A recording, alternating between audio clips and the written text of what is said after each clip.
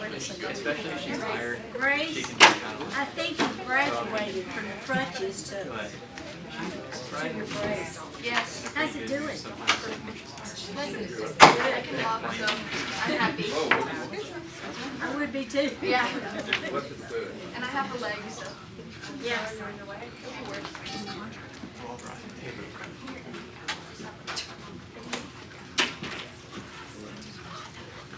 Well, all right. Good evening, everyone. Glad to see everyone here today for Nehemiah chapter 2. But let's go ahead and let's say a word of prayer. Bow with me. Dear Lord, we thank you for this day that you've given us to really study your word tonight. We thank you, Lord, for bringing us out here together. We pray, Lord, for those who are not able to make it here this evening, please watch over them and please be with them. Lord, we pray that you open up our eyes and our hearts this evening. And thank you for all the many blessings. Thank you for Jesus. In his name we pray. Amen. All right, so last week we talked about reading this book of Nehemiah like it was his own personal journal. And I think that's interesting to look at this book as Nehemiah's journal because we're reading his thoughts of what's happening at this time. And there's that little bit of a personal side when we read Nehemiah. But before we get on to chapter 2, we need to quickly review, I think, 4 important things of chapter 1. So the first thing is that Nehemiah's in Persia. This is when some Jews have come back from exile, but there's some that are still there. Nehemiah is still there. He's still in Persia. We talked about last week about him being a cupbearer. And we talked about why that position was so important. Being a cupbearer to the king was kind of like being Secret Service to the king. He would drink the wine first to see if it was poisoned or anything like that. But it was a very trusted position. The big thing in chapter 1 is that Nehemiah heard that the wall in Jerusalem was still destroyed after all these years. And the other thing to know is that he was greatly distressed about it. And so we need to know those things before we get into today's chapter 2. Now, if you can decipher my handwriting on the board, I went ahead and I split up chapter 2 into 3 scenes. Because when we read this chapter, there are basically 3 big events that happen that we need to really give the time to see what's going on. We need to see the importance of these 3 big events. So I'm going to go ahead and I'm going to start reading the first 8 verses of Nehemiah chapter 2. So if you can, go ahead and follow with me. In the month of Nisan, in the 20th year of King Artaxerxes, when wine was before him, I took up the wine and gave it to the king. Now I had not been sad in his presence. And the king said to me, "Why is your face sad, seeing you are not sick? This is nothing but sadness of the heart." Then I was very much afraid. I said to the king, "Let the king live forever. Why should not my face be sad when the city, the place of my father's graves, lies in ruins, and its gates have been destroyed by fire?" Then the king said to me, "What are you requesting?" So I prayed to the God of heaven, and I said to the king, "If it pleases the king, and if your servant has found favor in your sight, and you send me to Judah, to the city of my father's graves, that I may rebuild it."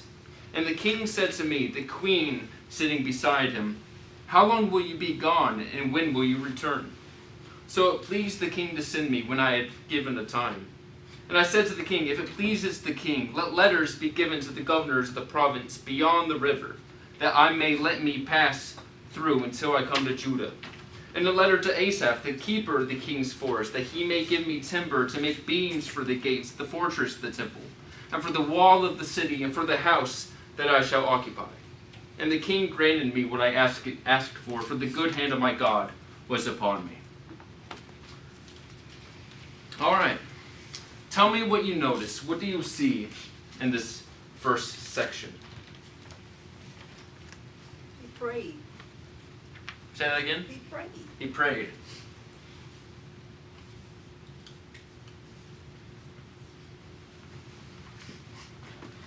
What else? King actually noticed that he was sad, so evidently he was paying attention to him. I'm being silently judged about my handwriting. Can you notice? It's not worse than David's. It's not worse than David's. I hope he's watching. I'm sure it took some courage on his part to speak exactly what was on his heart. and especially making a request to leave. Right. Well, it says there, verse 2, then I was very much afraid. So yeah, it did take a level of courage.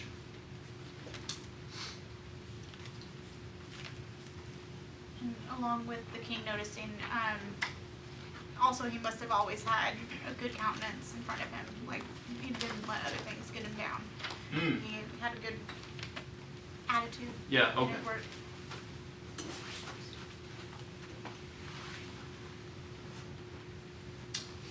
How would I write that? So do you think, say that again. Well, he worked as for the Lord. He worked with a good attitude on a regular basis. Okay. And he had a sad attitude right here. So the king definitely noticed that. So right. So this is abnormal for him. He's Yes. usually a good, cheerful worker. Mm.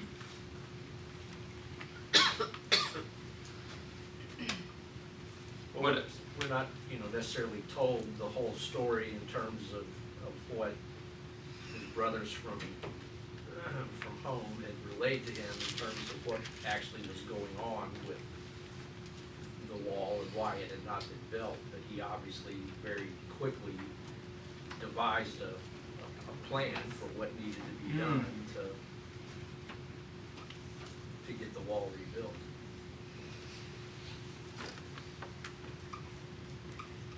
Thank you. I think the whole conversation between them probably, maybe it happened exactly. I don't think that there was any time between whenever he said, "What are you requesting?" and then he says, "And so I prayed." Must have been a pretty quick prayer. I mean, we always think that we got to get down on our knees and make this long, extravagant, prayer, and those are good. But sometimes it's quick, and sometimes you're just like, "Lord, please help me." I mean, maybe it's simple. Maybe it was as simple as that. We're not told, but it says he prayed. But there was definitely this back and forth, and Sure. so whatever happened probably had to happen real quick. Yeah, right. My mom called those arrow prayers. Arrow prayers. The king wanted to know how long his journey would be and when he would return. Why do you think that is? I think it was important to the king. If we were to summarize this whole section, obviously what's happening in this section right here? If we were to give this a title.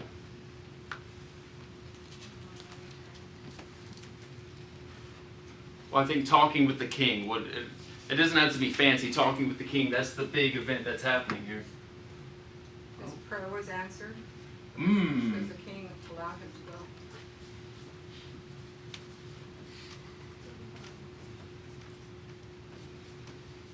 The prayer was answered.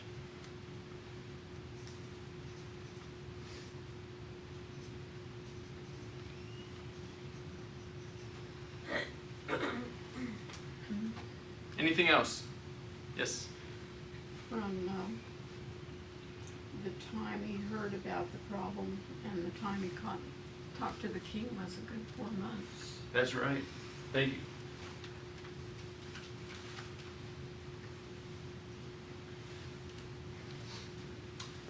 Anything else?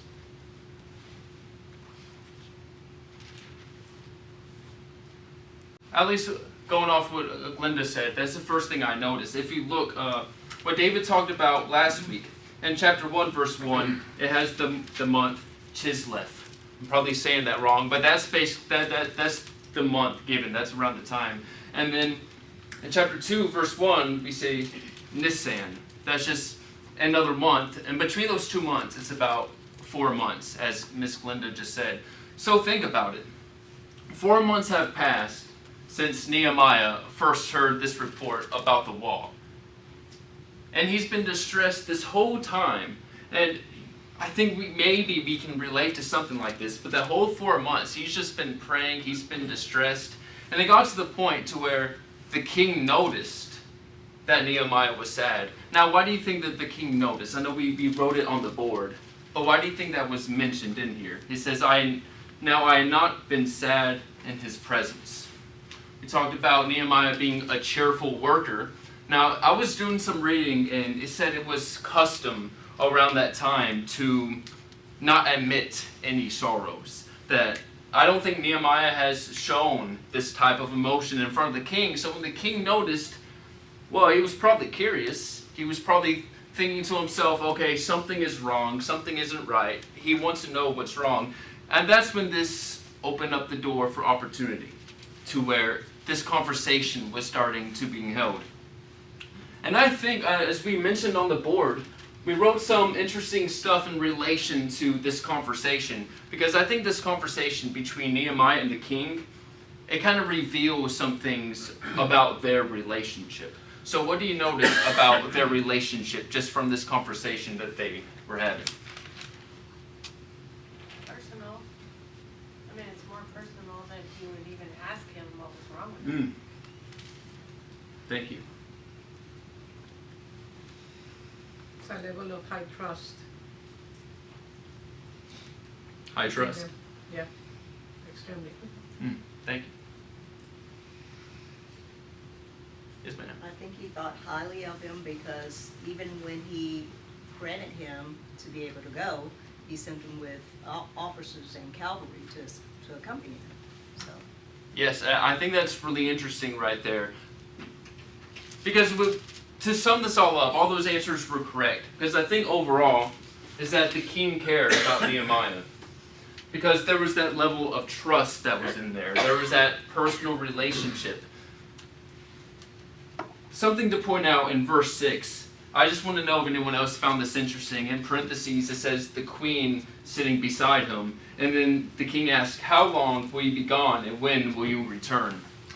I think that's an interesting question to ask because, well, I think the king and queen, I think both of them have developed a relationship with Nehemiah, and I think they value him, and I think they want him to come back.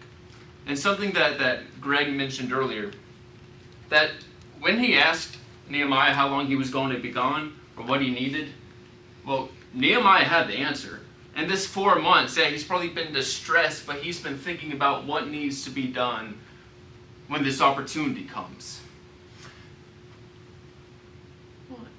When I was reading the story for the first time, I don't know if anyone... Yes, Miss Glenda, go ahead. Sorry. He had faith in all that time of praying. Absolutely. Thank you. Verse 8 gives it away. That very last line of verse 8, look down. And the king granted me what I asked for the good hand of my God was upon me.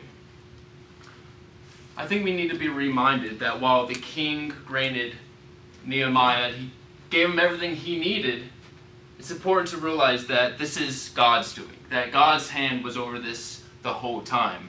We see that God answered Nehemiah's prayers, and I think we need to recognize what constant prayer and constant faith does in our lives. Because sometimes we need to wait for God's answers. Sometimes it may be 4 months, sometimes it may be a year, sometimes it may be 10 years. But sometimes all we gotta do is wait and continue to have faith and continue to pray in all those instances. I was just gonna say that the requests were very specific. So like The requests, yeah. requests, so he planned and thought about it and really, I mean, when he saw the opportunity and he prayed that quick prayer, I mean, he already knew how to ask the king. And that's going to play a more important role when he goes down and actually looks at the walls. But yeah, he knew exactly what he needed. And I think it's interesting too that he asked for letters to be given because he was going to be going through other territories, other places. And the king was kind of vouching for him by giving these letters saying, hey, it's okay to let these guys pass. He gave him an escort. He gave him, let's see, he gave him, what all did he give him? Army officers. Oh yeah, he gave him officers, the army and horsemen. He gave him the beams he needed. Like, he did not go empty-handed. So the king was very supportive of Nehemiah. Because again, I think that just boils down to the type of relationship that they had. And the first time I read it, I was reminded of guys like Joseph and Daniel. All three of these guys, Joseph, Daniel, Nehemiah, they all had relationships with powerful men. And they were, of course, in exile, Egypt, Babylon. But in these situations, they remained faithful to God. And that definitely impacted the relationships that they had with these guys. Any other thoughts on this? Yes, ma'am. The fact that he was so upset that it affected his fasting, Mm. his eating. He fasted for days. He put this first. Mm. You put it first, that's right, thank you. Okay. Well, let's move on. Let's take a look at the second scene of chapter 2. I'll start in verse 9. Then I came to the governors of the province beyond the river, and gave them the king's letters. Now the king had sent with me officers of the army and horsemen. But when Sanballat the Horonite and Tobiah the Ammonite servant heard this, it displeased them greatly that someone had come to seek the welfare of the people of Israel. So I went to Jerusalem and was there 3 days. Then I arose in the night, I and a few men with me. And I told no one what my God had put into my heart to do for Jerusalem. There was no animal with me but the one on which I rode. I went out by night by the valley gate, to the dragon's spring, into the dung gate. And I inspected the walls of Jerusalem that were broken down, and its gates that had been destroyed by fire. Then I went to the fountain gate, and to the king's pool, but there was no room for the animal that was under me to pass. Then I went up in the night by the valley, and inspected the wall, and I turned back and entered by the valley gate, and so returned. And the officials did not know where I had gone or what I was doing. And I had not yet told the Jews, the priests, the nobles, the officials, and the rest who were to do the work. Okay, what's happening here? What do you notice? He's planning. Sounds like he's planning what he's gonna do. He's planning. There's a plan. Thank you. He's doing it at night. He's doing it at night. Yeah, that was interesting, isn't it? That caught my attention. He already has opposition from Sanballat and Tobiah.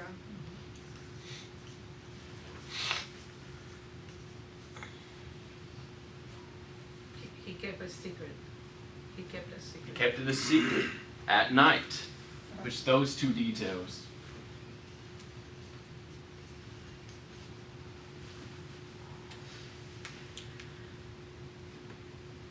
That verse 6, where it talks about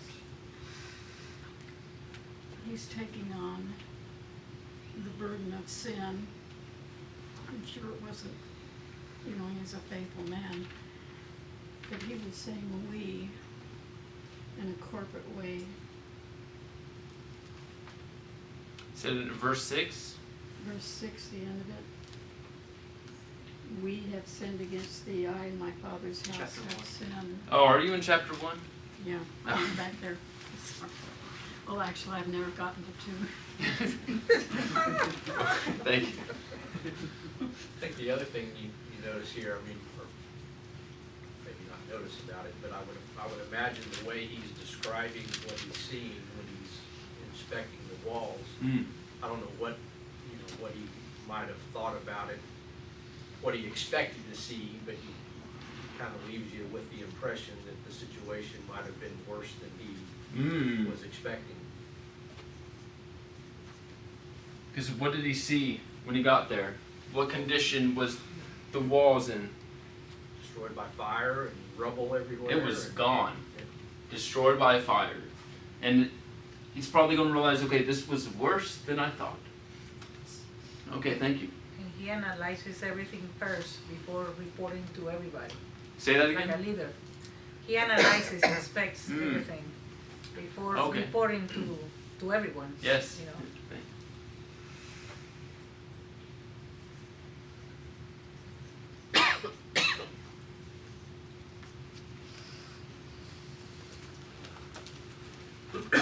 What else did we see here? In verse 12, he says that God put it into his heart to do this. I think that's an interesting phrase. Thank you.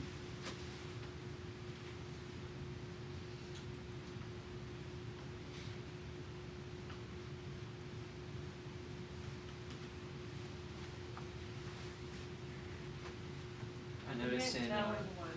sorry. He didn't tell anyone, like the Jews. He didn't tell them what he was doing. That's right, yeah, kept it a secret. Thank you. Thank you. Joel? Noticed in verse 14, the state of the gates must have been pretty bad, because when he gets to the fountain gate in the king's pool, which is a really important area, his animal can't even pass through because it's so destroyed. Right.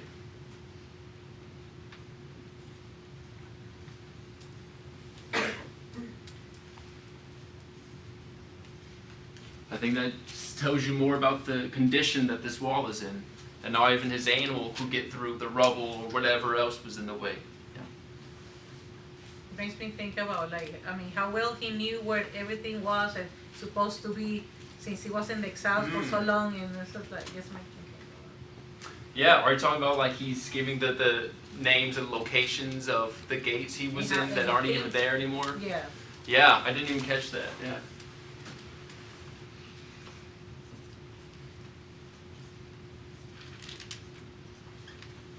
Okay. What else do we notice? Well, he obviously knew that he was going to encounter some pushback. And he planned this out to make sure that he got those letters from the king. So he had knowledge of that area, and he knew evidently that this was probably going to be an issue. Oh, So the planning was really good on his part. yes, yeah, thank you. Yeah. Anyone else? To give you an idea of the wall that was there before, the wall that was destroyed, it was 2.5 miles long, it was 22 feet wide, and it was 25 feet. It was 22 feet wide, 25 feet high. A massive wall, rubble. And you think about it, and Nehemiah sees this for the first time, saying, oh boy, I didn't know if he expected that maybe, and the problem was going to be worse, but whatever it was, I think he had a plan, regardless of what was going to be. Now, why do you think he did it at night? Why do you think he kept it a secret? We had a few comments about that, and I thought it was an interesting detail. Why do you think he kind of kept it secret for a while? It's going to stir some trouble. Mm. There's already people that don't like him there. Yeah, that's right. Thank you. What else? Why do you think he did this at night, you think? I know right now, like, I do some of my best work not in the office and away from myself, because you got people chattering in your ear. So maybe he didn't want it, maybe he wanted to really just be able to sit there, take it all in without having people commenting this, or you should do this or do that. Yes. You know, and it's like, it's just kind of a moment of silence to help him really evaluate it and focus in on what he thought should be done. Yeah, thank you, Greg. Yeah, because at verse 16, it says the officials did not know where he had gone or what he was doing. He didn't tell anyone about this. He was keeping it a secret. And I think part of that was he's a guy that thinks ahead. He wants to have a good plan. He doesn't want anyone else voicing their opinions. And same time, going back to Joel, well, he knew he was going to face some trouble. So figured do it in the dark. And I think it's pretty impressive that it is in the dark and he still has an idea of where things are. I just think all that is pretty impressive, how he was able to really think about this deeply. But let's talk about the opposition real quick for a second. We're introduced to the villains in this book, and these characters are going to be reoccurring characters. Verse 10, we have Sanballat the Horonite and Tobiah the Ammonite. Both of these guys, they both had influence and they both had power. And they're going to cause problems down the road for Nehemiah. And to go ahead, I'm going to call these guys the bullies, because that's basically what they are. It just says right there in verse 10, they had come to seek, it displeased them that someone had come to seek the welfare of the people of Israel. And so it's like, I've read a few reasons why these guys didn't want the wall to be rebuilt. But as I just said, we're just thinking of them as bullies. They didn't want them to rebuild back up.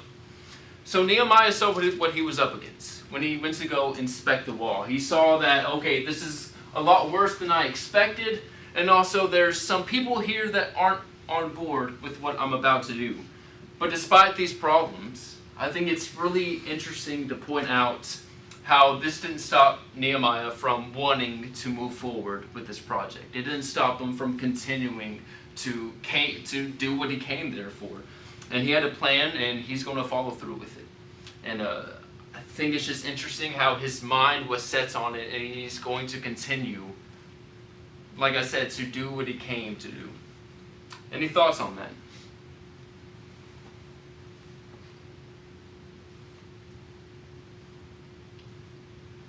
Well, it's what he's been praying for, so it's kind of like, in a way, he should be ready for it by now. It's time to do what he was asking God to help him do. Thank you. Well, a lot of time had passed, but the Israelites were the ones that had dispossessed the Horites and the Ammonites and all of Canaan from their land some time ago. So this is kind of Hatfield and McCoy's back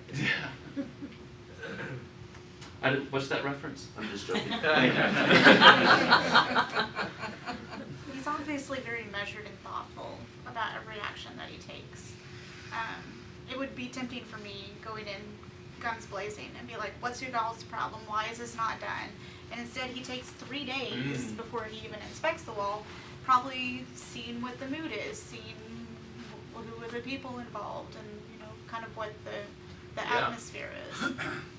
Thank you. A lot of people see this book of Nehemiah as a book on leadership, and there definitely is an element to that, because Nehemiah took charge of this project. It was no one else was stepping up, and he felt like God has set it on his heart that he was the one that needed to do this. So it's interesting to keep this in mind as we continue to read through Nehemiah. But anything else before we move to the last section in this book, or in this chapter?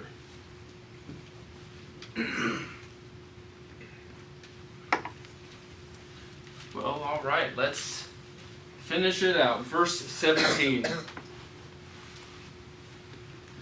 Then I said to them, you see the trouble we are in, how Jerusalem lies in ruins with its gates burned. Come, let us build the wall of Jerusalem, that we may no longer suffer derision. And I told them of the hand of my God that had been upon me for good, and also of the words that the king had spoken to me. And they said, let us rise up and build. So they strengthened their hands for the good work. But when Sanballat the Horonite and Tobiah the Ammonite servant and Geshem the Arab heard of it, they jeered at us and despised us and said, what is this thing you are doing? Are you rebelling against the king? Then I replied to them, the God of heaven will make us prosper, and we his servants will arise and build. But you have no portion or right or claim in Jerusalem. Okay, what do you see?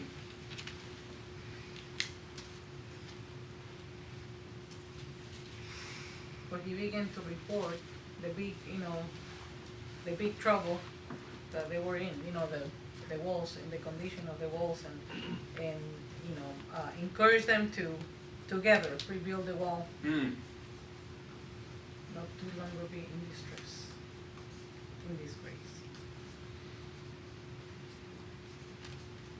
I think that's the main idea of this section, is that now he's rallying the people together to get them to rebuild the wall with them. I think that's the main idea of what's happening. But what else do you notice? Well, when he's challenged, he could have, and maybe the officials that were with him, maybe they did this, we're not told. But it is interesting that he didn't at least here it doesn't say that he replied that, well, no, the king told me I could come.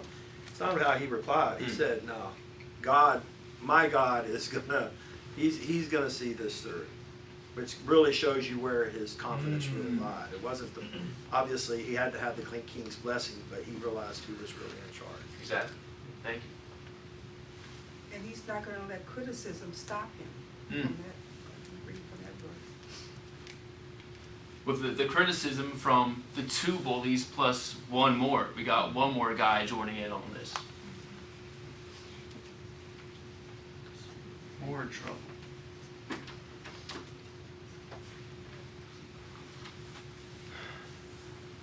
Yes, ma'am. I just have a question.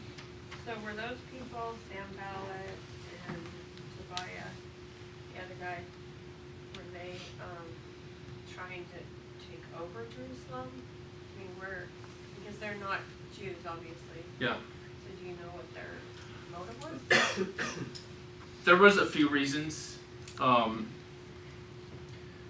Just from the little bit of reading that I done on it, they did have some control in the area, and they thought that Jerusalem building its wall up, it was going to interrupt some of the things that they had control over. Just to put that in a quick nutshell. I'm sure Jeff can give you the more detailed answer.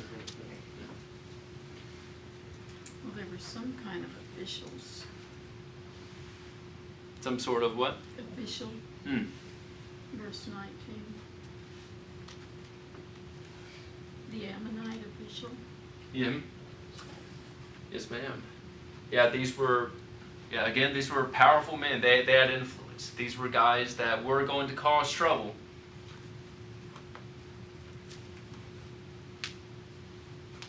What else did we see here in this section? In verse 17, the reason that he gives is for them to build the wall is that they will no longer suffer derision, so he wants to end their shame. Yeah, but what else does that word mean? Derision. You said shame? Mine says no longer be a reproach. Okay.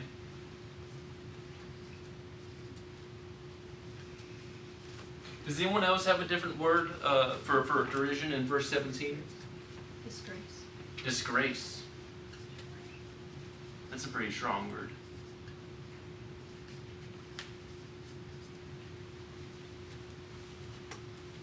Thank you. What else did we see here?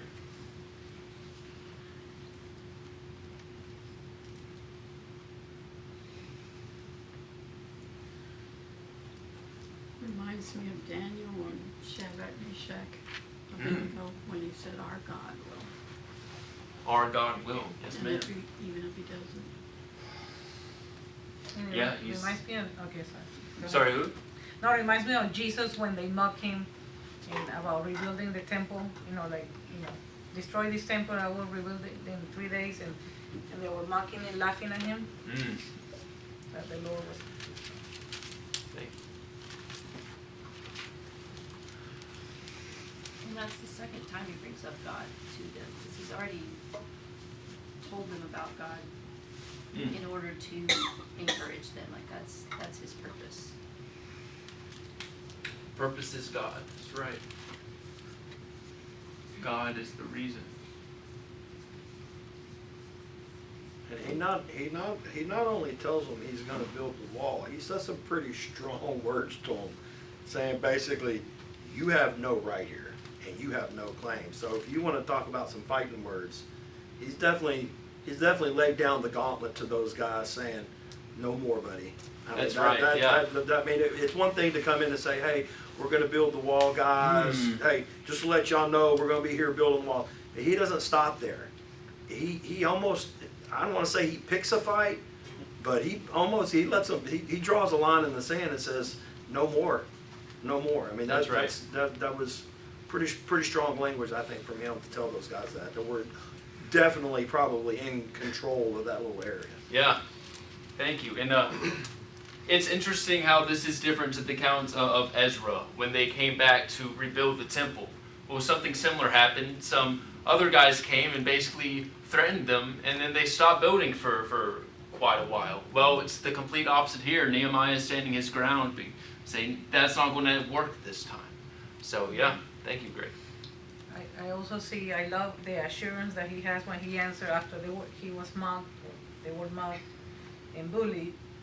The God of heaven will give success. I mean, he had the assurance Yes. that was going to happen. Yeah, confidence. Definitely had confidence. Like he didn't react in the flesh, basically. He reacted like with God. Yeah. First. Thank you. I kind of look at so in verse 17, when he says, "Come, let us build the wall of Jerusalem, that we may no longer suffer derision." I kind of think that he's giving them a pep talk. Kind of like, if there's a game going on, if a team's losing at halftime by a bit, the coach is going to get there and He's going to say, okay, number one, you're embarrassing yourselves. But number two, remember who you are. You represent the city. Let's get our acts together. Let's go back out there and let's do better. Now, I think there's something similar to what's going on, because Nehemiah is saying, let's stop being a disappointment. Let's stop being mocked. Let's rebuild this wall. And what we talked about last week with David, that the wall was, well, it was for protection, but it also signified strength. It was a symbol of strength. So with the protection down, well, the city was viewed as weak. Anyone could basically come in and take advantage of it, like the bullies that we're facing with here. But in verse 18, we see that he reminds the people that this is God that has been doing it. That the reason he's been able to calm down, the reason he was able to get permission from the king, is because God has allowed him to do it. And we see that they were very enthusiastic when they heard this, because they said, let us rise up and build. And I didn't think he had to do that much persuading. He was just enthusiastic, and I think they realized, okay, now's the time that we need to start rebuilding this, because we are God's people. We need to rebuild the wall of God's city. Let's talk about the bullies again one last time. In verse 19 and 20, we are introduced to one more guy named Geshem the Arab. And now we had two guys that were powerful, but now we have three. And I think it's pretty interesting to go on what Greg was talking about, how they were trying to, I look at this as ancient blackmail. Like when they're saying, what is this that you are doing? Are you rebelling against the king? I kind of think about it like this mafia-like mentality. Like if you do this, you may not like what happens later on. I think that's kind of what was going on here. But Nehemiah responded to them. In verse 20, he stood his ground, and he said, the God of heaven will make us prosper, and we, his servants, will arise and build. I think that's very interesting language to think about, because overall, this is God's doing. God is the one who is making this possible, which means that no one can stop them. No one can stop them from what they're about to do. So Nehemiah reminds his enemies, he reminds the people of who's really in charge here. And I think that the main thing to get from this section is that when Nehemiah, he got support from his people, which that's half the battle right there, is getting the people to join in with you, but also he's not going to stand down, he's not going to let anything get in the way of his goal. So from these three, which by the way, I'm pretty impressed that we got through this whole chapter, but seeing these three sections, these three scenes in Nehemiah, we can just see more of his character and what type of guy he was and how God had control over this whole situation. And I think God chose the right guy to get the job done. So anything else, any last words before we wrap it up here today? I do think that some of the scoffers, they're looking at it as like a worldly plan, while Nehemiah's looking at it from a godly plan, and that's why I think that they're rebelling from. Absolutely. Thank you, Luke. Yeah. And he has good reason to be confident too, because God gave him the land in the first place. That's right. He brought down the walls of Jericho without them even doing anything except marching, so he can easily help them rebuild the walls of Jerusalem. Yeah. Thank you, Joel. Yes, Timothy. His courage throughout all three of your scenes just continues to escalate, right? Going to the king's really tough, right? Yeah. That's tough. Okay, I did that, had a relationship, so it's okay. Scene two, you're going and you're looking at the wall, like, wow, this is a lot of work. Because the more the work, the more you have to get more people involved in it. And then in scene three, now he's got to convince everybody to get involved. And that takes a lot of courage to do. Absolutely. So they can say no. Yep. Thank you. Yes, Miss Glenda. Matt Bassford wrote the words to Let Us Arise and Build Jerusalem from this book. Oh, very interesting. Did not know that. Thank you. All right. Yes, ma'am. And he prays a lot and then waits for Absolutely. God to put it in his mind. Absolutely. And I think there's a lesson we can all learn from that. All right. Anything else? Yes, ma'am. When the exile was it over? Or, because the king wants him to come back. That I'm not 100% sure about, but I know this was around the third stage of the exile. There were some Jews starting to come back, and Nehemiah was kind of with the last remaining Jews at that time. Yeah. All right, everyone, thank you.